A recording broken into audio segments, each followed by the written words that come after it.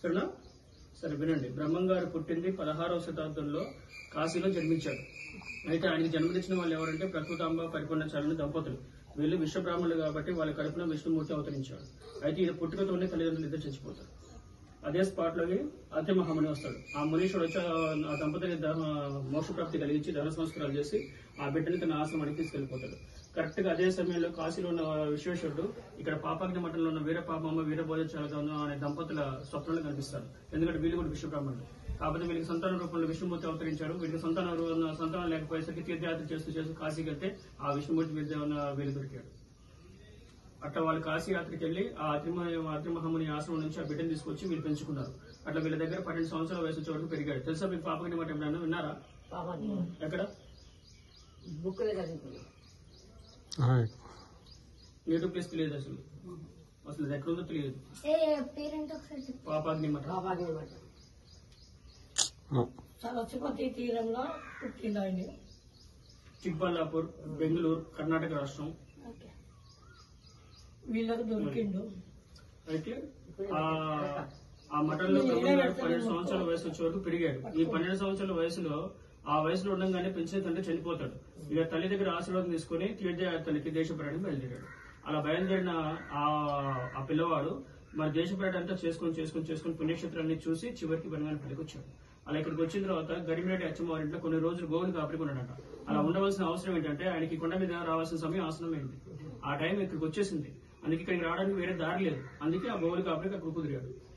అట్లా అచ్చమ్మవారింట్లో గోవులు కాపరికి ఉన్న రోజు ఉదయం పూట సద్ది కట్టిస్తే ఆ సద్ది మూట పట్టుకుని ఆవులు తోలుకుని కొండ మీదకి వచ్చేవాడు. అలా ఇక్కడికి వచ్చిన తర్వాత ఆవులు మేపేవాడు కాదు.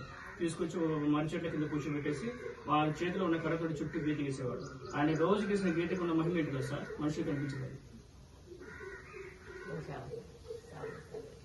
అది. ఆయన గీసిన గీత మనిషికి కనిపించేది. అవన్నీ కాదమ్మా. అమ్మా నువ్వు చెప్పింది నోరు కూడా. అయితే ఆ గీసిన గీత అనేది మనిషికి కనిపించదు. ఆవులు ఏ ముఖం పెట్టి కూర్చున్నా, ఏ తీరు కూర్చున్నా ఆవులకి మాత్రం అగ్ని దేవుడు కనిపిస్తుంది. అలాంటి మహిమను సృష్టించాడు ఈ కొండ ప్రాంతంలో.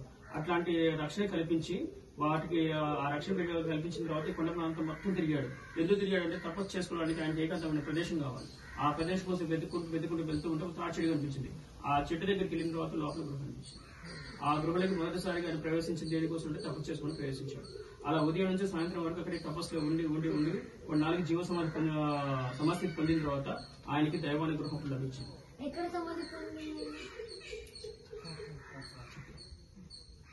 అయితే ఆ దైవానికి గృహం ఎప్పుడైతే లభించిందో అప్పుడు కాలజ్ఞానం రాయడం మొదలుపెట్టాడు. అలా తరచూ వచ్చినప్పుడల్లా రోజు ఇదే పని చేస్తున్నవాడు. మీకులాగే కొన్నాళ్ళు గడిచిన తర్వాత ఒక గ్రామస్తు చూశాడు. పోయి అచ్చమ్మతో ఆ మాట చెప్పాడు.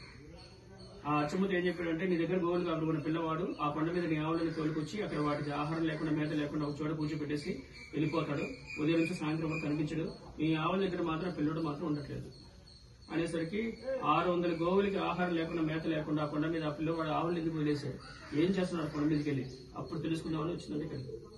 అలా ఇక్కడికి వచ్చేసరికి అచ్చమ్మ వాడికి కళ్ళ ముందు ఆవులైతే కనబడ్డాయి, కానీ మనిషి కనబడలేదు. కానీ ఆవుల దగ్గరికి వచ్చిన తర్వాత ఆ అచ్చమ్మకి ఊహించండి ఆవుల దగ్గర కనిపించింది. అదేంటో చెప్పండి.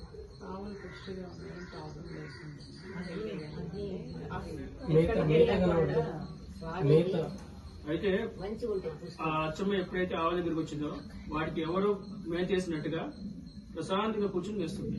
ఆ దృశ్యం చూసిన అచ్చమ్మకి ఆశ్చర్యం వేసి ఈ కొండ మీద వీటికి ఆహారం పెట్టిన వాళ్ళు ఎవరు, మేతేసిన వాళ్ళు ఎవరు ఉన్నారేమో అని తెలుసుకుందామని ఆవుల చుట్టూ వెతుక్కుంటూ తిరిగిందంట. అలా తిరిగేటప్పుడు ఆ బ్రహ్మంగారు చేసిన గీతని దాని మీద తొక్కుంటూ నడిచేసరికి మళ్ళీ యథాస్థానంలో వచ్చేసరికి ఆవులే మాయమైపోయింది. ఉన్న పరంగా ఆవులు మాయమైపోయింది. మళ్ళీ ఒక 10 నిమిషాల తర్వాత ఆవుకి ఎప్పుడైతే ఆ మాయ వదిలేసిందో మళ్ళీ ఆవులు ఆ విచిత్రాన్ని కళ్ళారా చూసిన అచ్చమ్మకి అప్పుడు ఆ పిల్లవాడి మీద ఒక అనుమానం వచ్చింది. ఈ కొండ మీద ఈ పిల్లవాడు ఇన్ని విచిత్రాలు వింతలు చేస్తున్నాడంటే ఈయన వల్ల లోకానికి ఏదో మేలు జరగబోతుంది అని తెలుసుకొని అప్పుడు ఆయన కోసం వెతుకులాడడం మొదలుపెట్టింది.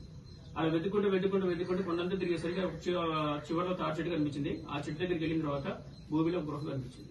ఆ గృహలోకి వెళ్ళేసరికి ఈయన అదే రోజు బయట తాటాకులు తెంపుకొని గృహలోకి వచ్చి కార్యక్రమం రాసుకుంటూ ఉంటే ఈ అచ్చమ్మ వెతుక్కుంటూ ముందుకు వెళ్ళిన తర్వాత ఆయన కూర్చున్న ప్రదేశంలో అచ్చమ్మకి అక్కడ మనిషి కనబడాల. మరి ఏం కనబడింది అక్కడ?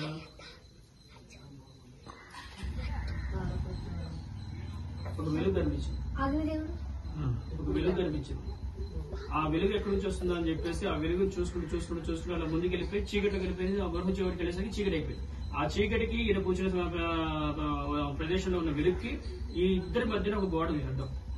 ఆ గోడ దగ్గర నిలబడి చాటుగా చిన్న రంధ్రం ఉంటే ఆ రంధ్రం నుంచి తొంగి చూసినప్పుడు అప్పుడు కనిపించింది ఈ అవతారం. ఈ అవతారాన్ని చూసిన అచ్చమ్మ కుటుంబం మొత్తం నిర్వాసం అయిపోయింది. ఆ కాలంలోనే అయిపోయింది. అందుకే వాళ్ళ వంశం లేదు, వారసత్వం లేదు, వాళ్ళకి సంతానం లేదు, వాళ్ళకి అంటే ఏమీ మిగలేదు. మిగిలిచ్చింది మాత్రం ఒక ఇంటినే మిగిలిచ్చారు. అందుకే ఈ అవతారాలతో మీకు ఇంక బ్రహ్మంగారి జీవితం ఎక్కడ కనిపించాడు, ఈ ఒక్కచోటి కనిపించాడు. ఈ రవ్వలకొండలో స్వామి వారి స్వరూపం, ఆయన యొక్క తొలి రూపం ఇది. సమాధి ఇక్కడ కాదు. అయితే ఈ అవతారాన్ని చూసిన అచ్చమ్మ కుటుంబం ఎట్లా నిర్వాసం అయిపోయిందంటే ఆయన రాసిన తాళపత్రాలు కూడా ఆ గృహలోనే రచించాడు. ఆ రాసిన తాళపత్రాలను తీసుకెళ్లి అచ్చమ్మ ఇంటి ముందే వేసేసి గోతులని పాతేసి దాని మీద చింతమొక్క పెట్టి ఆ అట్నుంచంటే కందిమల్లిపల్లి వెళ్ళిపోయాడు. ఆ వెళ్లేటప్పుడు ఆ చింతమొక్క పెట్టినందుకు ఆ చింతమొక్క గురించి చెప్పిన కాలజ్ఞానం ఏంటంటే, మీ ఇంట్లో ఇంతకాలం ఉన్నందుకు, నీ చేతి తన అన్నం పెట్టిన ఆకలి తీర్చినందుకు, మీ కుటుంబంలో ఒక మనుషులను చూసుకున్నందుకు మీరంత పుణ్యం కట్టుకున్నారు కాబట్టి మీ మనసు మొత్తం నిర్వాసం అయిపోతుంది. ఇంకా మీకు మోక్ష ప్రాప్తి, మనిషి జన్మ లేదు. కాకపోతే నీ ఇంటిని మాత్రం ఇదే చింతమొక్క పెరగంగా పెద్ద మానుగా విస్తరించినాడు. దీనికి చింతమాను మఠం అనే నామకరణం చేసుకుని ఈ రకంగా ఈ నేల మీద పూజలు అందుకుంటుంది. ఇదే నా వరం అని ఆ వరం ఇచ్చి అట్నుంచంటే కందిమల్లిపల్లి వెళ్ళిపోయాడు. అలా వెళ్ళేటప్పుడు అచ్చమ్మ వారికి ఒకే ఒక కోరిక పోయింది. స్వామి, మీరు ఇంతకాలం ఉన్నందుకు మా జన్మ ధన్యం చేశారు, మాకెంతో పుణ్యప్రాప్తి కలిగించారు, మీ మోక్ష ప్రాప్తి కలిగించారు. కానీ మీ పాదసేవ చేసుకునే భాగ్యం కొంతవరకు కల్పించమంటే అప్పుడు తన పాదుకలు అచ్చమ్మ వారికి సమర్పించి వెళ్ళిపోయాడు. అలా వెళ్ళేటప్పుడు ఆ అచ్చమ్మవారికి సంబంధించిన పాదుకల్ని వాళ్ళ వంశం ఉన్నంత వరకు వాళ్ళ కళ్ళ ముందే పెట్టుకుని ఆ పాదుకల్ని పూజగా ఎంతో భక్తి శ్రద్ధతో పూజ చేసుకుని వాళ్ళ వంశం ఉన్నంత వరకు అట్లా జీవించారు ఆ పాదుకలతో.